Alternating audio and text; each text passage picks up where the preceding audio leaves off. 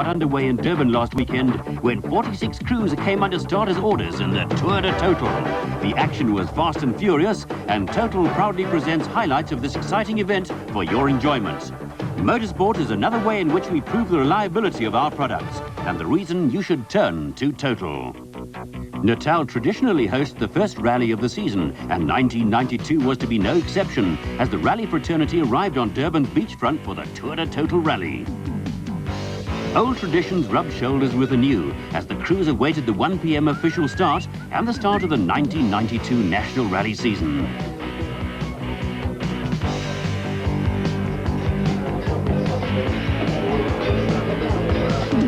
Last year's champion, Hannes Grobler, together with Douglas Judd, were drawn first to head the 46-strong field of competitors.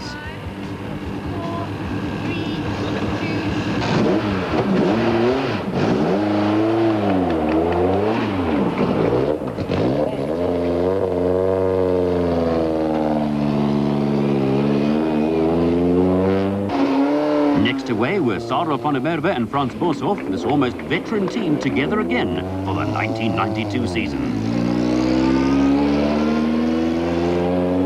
The route heads up the north coast for 7 stages before a dinner break and regroup.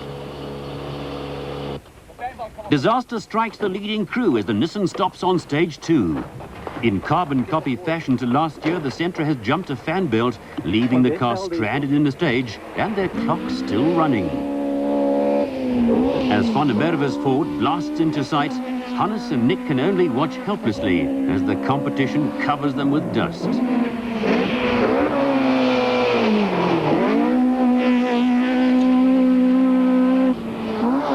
Serge Damso and Vito Bonafide follow.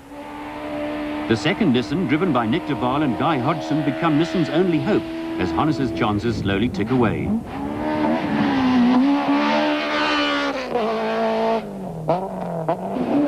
Johan Evertse with Steve Harding looking good in the VW Synchro. They have Jannie Habig and Wiley Harrington as their teammates this season. Hannes soon has his crew attending to the Sentra, but time in the stage has killed the team's chances. De Waal's car suffered the same fate just meters from the end of stage 1, losing the crew only seconds. Serge Damso lost 2 minutes in stage 2 when a faulty throttle rail slowed the conquest.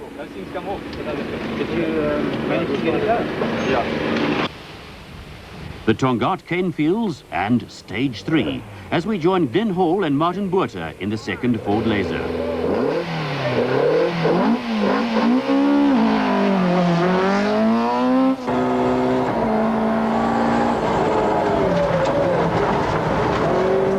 Sweep left over cross straight, 200, 100, sweep left over cross straight, 50, this slight left, okay, there you go.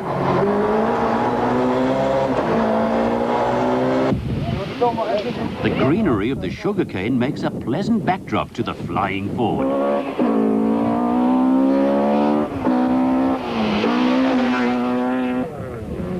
Jannie Habig in the old generation Golf Synchro, his new car presently under construction.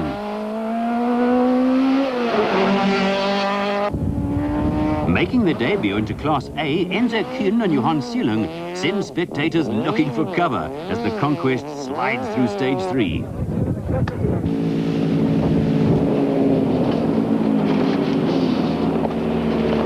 At the end of stage 3, it's the de Waal Hodgson Nissan leading by 14 seconds. With the belt problem now in hand, Guy Hodgson can afford a wink and a smile. On stage 5, and the leading car's now up in the Stanger area.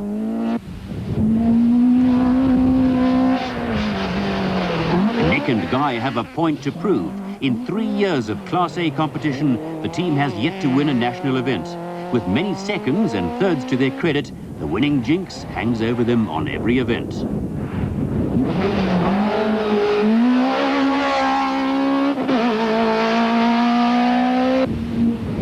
The Damso Toyota appeared, but still not on the Sentra's pace.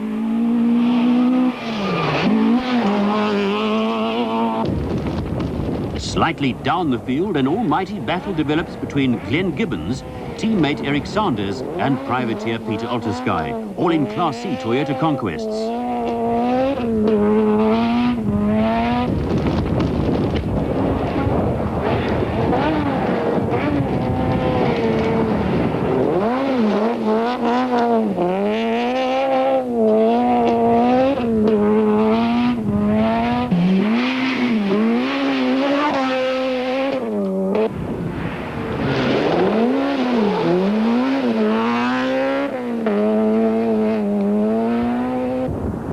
Local lads Tony Ball and Tony Babb leading Class B, but not without fierce competition from Leon Buerter and Francois Jordan.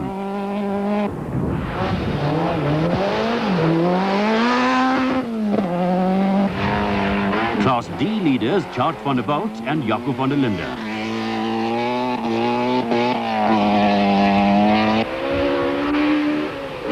Sarah van der Merwe blasts his Ford onto the regroup and well-earned dinner break.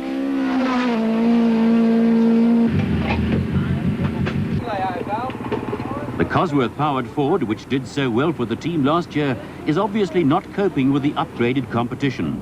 The Ford team plans to unveil new machinery for the next event. At the regroup, we stole a moment with the leading navigator, Guy Hodgson. We have a 32-second lead over Sarah van der Merwe. What's particularly interesting for us is that after our problems on the first stage, where we dropped some time because the fan belt came off, in the following stages up to now, we've been consistently quicker than Sarl, so we are actually sort of pulling away and getting further into the lead, so things are going very well. Counterpart Vito Bonafide doing some homework. Taking up their rightful place at the front of the pack, the Nissan Sentra leads the field into the first of the 4 night stages.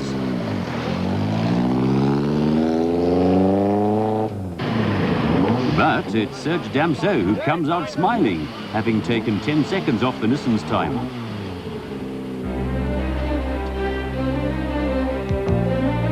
Duval and Hodgson hold a 40-second lead over the highly competitive field. Sarl hangs on to second place, 27 seconds ahead of Damso and Bonafide. The Toyota crew now starting to get their act together. Altersky and Bissett holding Class C leadership intact. Ball and Babb lead Class B.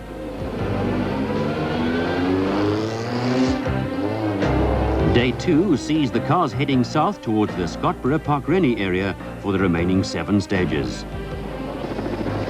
We pick up the leaders on stage 13. The Nissan is late on the road after repairs at the end of stage 12. Still in control of their lead, the crew can now keep an eye on the times being set ahead of them by the Damso Toyota.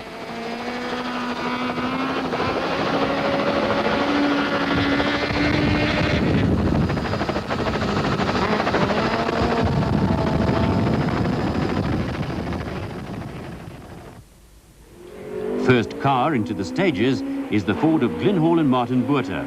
A strong 20-knot wind has put paid to any dust advantage the leaders on the road might otherwise have enjoyed. 300 into clearing out at 3, narrow bridge. 200, clearing out at 3, narrow bridge. 100.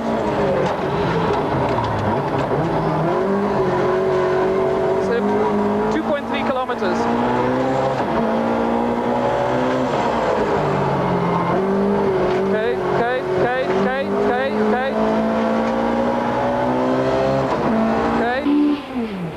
Small, niggling faults have kept Damso at bay, but as the Toyota gets sorted out, his stage times drop dramatically. Enjoying a good run in 5th place behind Hall, Jannie Habig is able to fend off teammate Ivertse, both factory Golfs still in the Class A running. Full of aggression, the Sentra keeps up its winning pace, a confident leader and the crew looking the part. At the end of stage 14, Serge Damso becomes a threat. The Conquest is reportedly going well. Time is running out for a late attack on Duval, something Serge knows only too well.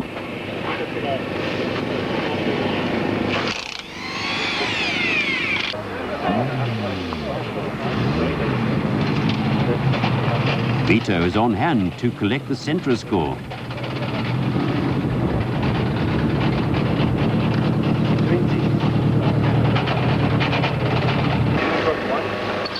Bosso is at his best when charging from behind, and past results prove his capability. He has put the Toyota ahead of Sarah van der Merwe, who must now be happy with third place in the slowing Ford. The Works Toyotas in Class C have taken the lead from Alta Sky. Sanders finds himself ahead and unchallenged, when teammate Glenn Gibbons removes almost all his sub-assembly, leaving the car in the road and going nowhere. Alta Sky and Bissett second in Class C and promoted by the incident, but still 9 places behind the leaders Duval and Hodgson at the regroup. We've been having a tremendous battle with both Serge and Sarl, but we've managed to fend them off, and as you say, yes, we're still in the lead. Okay, when we started this morning, we had a 1 minute 12 second lead with 115 kilometers of stage to go. Now we've got a 57 second lead with 54 kilometers. So in fact, we are getting further and further ahead as the rally goes on. So the next stage is important. We must push on, and then we can ease off, I think, after the next stage. Serge and Vito lost a valuable 10 seconds in stage 15, a mistake that could decide the eventual results. Stage 16 is a long 24-kilometer stage, fast in places, slower winding bends in others. Nick knows how serious the Damso attack can be, but cannot afford to throw caution to the wind, despite the pressure from behind. Serge takes 10 seconds off their difference. The charge has started in earnest, possibly a few stages too late. Glenn Hall's 4th spot is now under attack by Enzo Kuhn and Johan Seelang, who have found more power from the Conquest and start using it to good effect.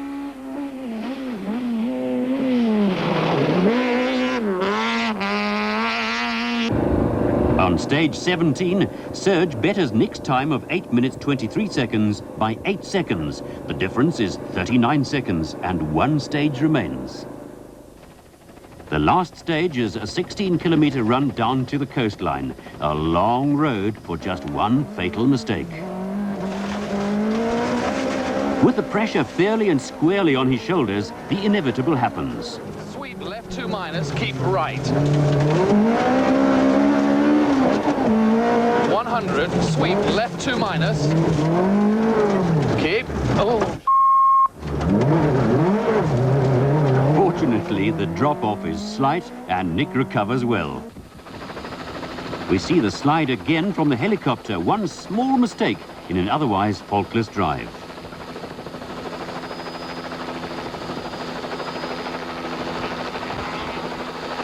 Nick and Guy notch up their long-awaited Class A win. Motorsport manager Peter Duval, a very happy man, reflects on their effort. The rally had a disastrous start for us. It was, for reasons unbeknown to us, virtually a carbon copy of last year's disaster, where the fan belts came off both cars in the first stage. And we're just very fortunate, very lucky that we could save one car. I feel very sorry for Hannes. I think his car and Hannes and Douglas was also as well equipped to win this rally. But on the other hand, it's wonderful to in the end have a win. And I'm also obviously delighted that Nick and Guy could pull it through for us. Just 19 seconds behind the Nissan, Serge and Vito took a creditable second place. Van der Merwe and Bosso finished third, while Glenn Hall and Martin Botha fought off the Kuhn-Seelang attack. Highlights from the Tour de Total first round of the South African Rally Championship were proudly brought to you